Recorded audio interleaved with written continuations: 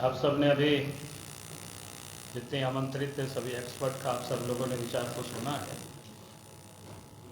उसके बाद हमें उसमें कोई बहुत कुछ कहना नहीं था कि आप सब ने बजट भाषण में ही देश के जो वित्त मंत्री हैं उन्हें कहा कि भाई ये आत्मनिर्भर भारत का एक बजट है। और वास्तव में बजट मैं कहूँ कि आत्मनिर्भर भारत और रोजगार सृजन का भी एक बजट में सब कुछ चारों तरफ से दिखाई पड़ता है। और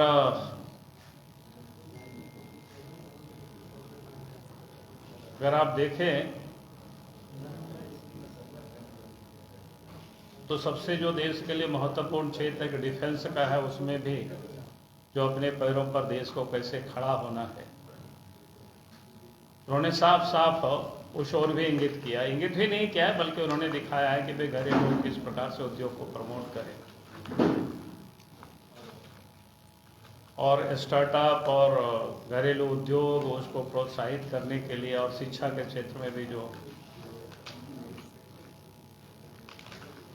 यानी हमें विशेष बल देना।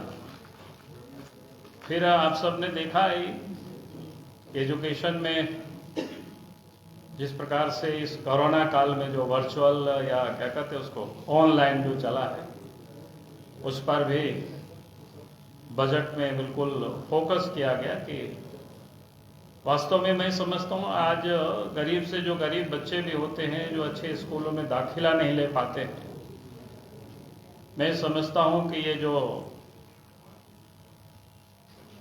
क्या कहते हैं डिजिटल या एजुकेशन में भी उस ओर बढ़ेंगे तो निश्चित रूप से देश के हर बच्चों को उसका भी लाभ मिल पाएगा। यानी बजट अगर आप देखें तो चारों तरफ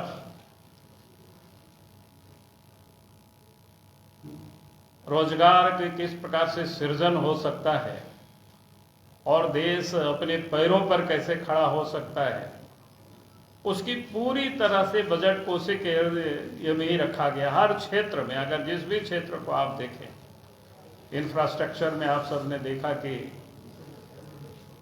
काफी बड़ी रकम को उसमें डाला है। 7.5 लाख करोड़ कोई थोड़ी मोड़ी रकम नहीं होता है। और उसमें भी नेशनल हाईवे के लिए जहां 25,000 किलोमीटर सड़कें बनेगी, ये सारी चीजें आप सब उसको देखेंगे। अभी किसी पत्रकार पूछ रहे थे भाई झारखंड के लिए क्या दिया, तो मैं इतना ही कहूंगा कि जहां 1 लाख करोड़ रुपया का प्रावधान किए हैं राज्यों को ही मदद करेंगे, तो जिस राज्य की सरकार जितनी तेजी से काम करेगी राज्यों के विकास में, उस राज्य को उतने ही सहयोग मिल पाएगा। और इसीलिए कोई पॉपुलरिस्ट ऐसा भी नहीं, जैसे आप अभी कई लोग कयास लगा रहे थे कि 5 राज्यों में विधानसभा के चुनाव है, उसमें भी सबसे बड़े राज्य यूपी में चुनाव है, तो शायद बजट को उसी के इर्द गिर्द रखेंगे।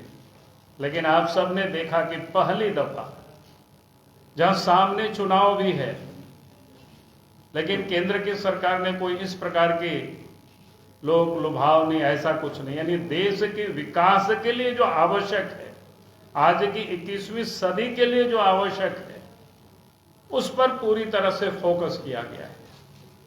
और मैं कह सकता हूं कि निश्चित रूप से ये बजट आत्मनिर्भर भारत भी बनेगा और नौजवानों के लिए रोजगार भी सृजित हो गए। यानी इस बजट को आप देखें तो हर क्षेत्र को, विकास की जो जितनी भी क्षेत्र होता है उसको ध्यान में रखा गया है। और आप सब देखिए, आप देश तेजी से आगे बढ़ रहा है ताकि लोगों को कैसे लाभ मिले। और पिछले कोरोना काल में भी पूरी दुनिया ने देखा कि भारत सरकार के जो काम करने की और देश को किस प्रकार से संभाला, वो दुनिया ने देखा। बिना भेदभाव किए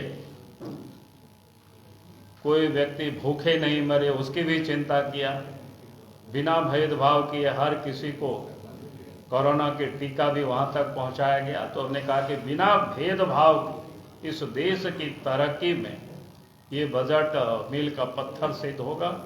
और आप सब ने देखा होगा कि पहले ही कहा कि अगले 25 साल को ध्यान में रख करके, यानी हम अभी अमृत महोत्सव हम सब लोग मना रहे हैं, आज़ादी के 75 साल, तो आने वाले जब आज़ादी के 100 साल पूरा होगा उस समय का भारत कैसे होगा, इस बजट को देख करके आप समझ सकते हो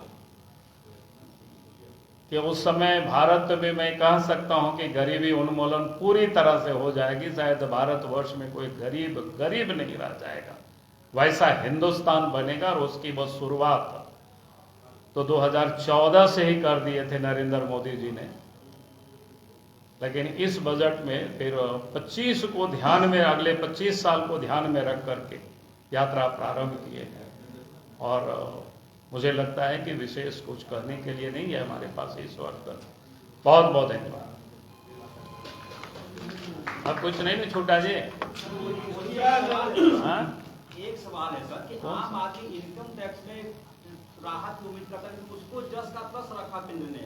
अरे इतना सारे कुछ केंद्र सरकार ने दिया ताकि लोग कमा सकेंगे। कारपोरेट सरचार्ज 12 घटा के 7% कर दिया, तो कति मालामाल हो जाएंगे। हम करें, अगर काम नहीं खुलेगा, काम रोजगार के अवसर नहीं पैदा होंगे तो लोगों की जेब में कैसे पैसा आएगा, काम कैसे लोगों को मिलेगा। तो रोजगार के लिए अगर हम उन कॉर्पोरेट को थोड़ी हम रियायत नहीं देंगे तो फिर और काम कैसे करेगा, उद्योग धंधा कैसे बढ़ेगा, लोगों को हाथों में रोजगार कैसे मिलेगी। समझो भाई इस बात को। एक चीज और है, कोरोना काल में कोई एडिशनल टैक्स बर्डन नहीं है, कोई एडिशनल सेस नहीं है, ये भी बहुत बड़ा रिलीफ है। वो लोग सब समझता है।